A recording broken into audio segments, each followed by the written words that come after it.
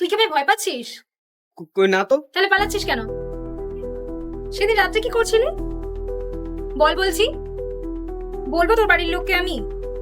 না দিদি, আসলে ডাক্তার ম্যাডাম বলেছিল। আর তুই বল, তুই ওই একই সময় মেসেজ কি করে করছিলি, আর ওই সেম টাইমে কাকিমার ফোনটা কি করে এলো? মায়ের ফোন আসাটা পুরো লাগছে। আসলে আমি ভেবেছিলাম যে আমার কাছে এই ফোনটা আছে, কিন্তু আমি ভুল করে এই ফোনটা আমার কাছে রেখেছিলাম। আর ভেবেছিলাম যে যখনই তুই ফোন করবি আমি ফোনটা সাইলেন্ট করে দেবো, কিন্তু আমি ভুল করে মায়ের ফোনটা, যেটা এই ফোনে এসেছিল, সেটা সাইলেন্ট করে দিই। আর এই ফোনটা যেটাতে তুই কল করেছিলি সেটা আমার ব্যাগে বেজে ওঠে। তাই আমি চটপট করে দুটো ফোন এক্সচেঞ্জ করি, আর এই ফোনটা তোকে দিয়ে দিই, তুই মায়ের সাথে কথা বলিস। আর আমার উপর থেকে সন্দেহ যাতে তোর পুরো সরে যায়, তাই আমি সুপ্রিয়কে চট করে একটা মেসেজ করি যে যদি তুমি নিজের ভয়টাকে আজকের মধ্যেই শেষ করতে চাও, তাহলে তোমাকে এর বাড়িতে এসে এই কাগজটা ছুঁড়ে ফেলতে হবে। আর ও সেই কথা মতো সেটা আমার করে।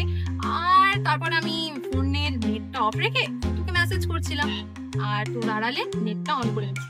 জাস্ট এটুকুই। বাপরে, কি বুদ্ধি তোর! আচ্ছা একটা কথা বল, তুই কি করে বুঝলি অয়ন আমায় পছন্দ করে? আসলে সেদিন ওই চিঠি, গিফট, ফুল সব অয়নই পাঠিয়েছিল। তারপর তোর বাড়ি থেকে সেদিন যখন আমি বেরোলাম, অয়নের সাথে দেখা হয়। আর এমনিতেও আমি তোকে কলেজ টাইমেই বলেছিলাম যে অয়ন তোকে পছন্দ করে। তারপর আমি একদিন ভাবলাম ওকে ডাইরেক্ট জিজ্ঞেসই করি। তো ও আমাকে বলে যে হ্যাঁ, ও তোকে পছন্দ করে, আর চাকরি পেয়ে গেলেই ও কেবলমাত্র তোকে প্রপোজ করবে। তো দেখলাম আমার প্ল্যানের কনটেক্সটের সাথে ব্যাপারটা পুরো ম্যাচ হয়ে যাচ্ছে। তো সেই জন্যই আমি ওকে আমার এই প্ল্যানে অ্যাড করি। সঞ্জয়কে তুই তো পছন্দ করতিস না, আমাকে অনেকবার সাবধান করেছিলি, কিন্তু অয়নকে যখন তুই নিজে নিয়ে এসেছিস, তার মানে আশা করি ও খুব ভালোই হবে। সত্যি ও খুব ভালো ছেলে।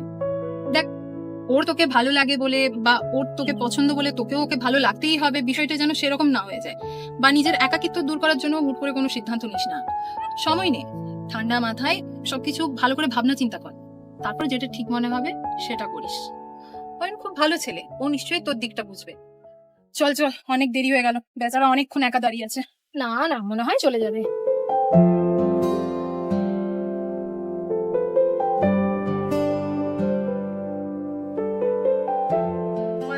I really respect your feelings, but আমার সময় লাগবে। আর হতে পারে তুই খুব ভালো ছেলে আমি জানি, কিন্তু আমি মানে ইটস ওকে। তোর তো যদি নাও হয়ে থাকে, কোনো ব্যাপার না। জীবনটা এমনিতেই বেশি জটিল, বেশি ঘেটে লাভ নেই। আমাদের তো খুব ভালো বন্ধু হয়ে ফিরতে পারে, তাই না?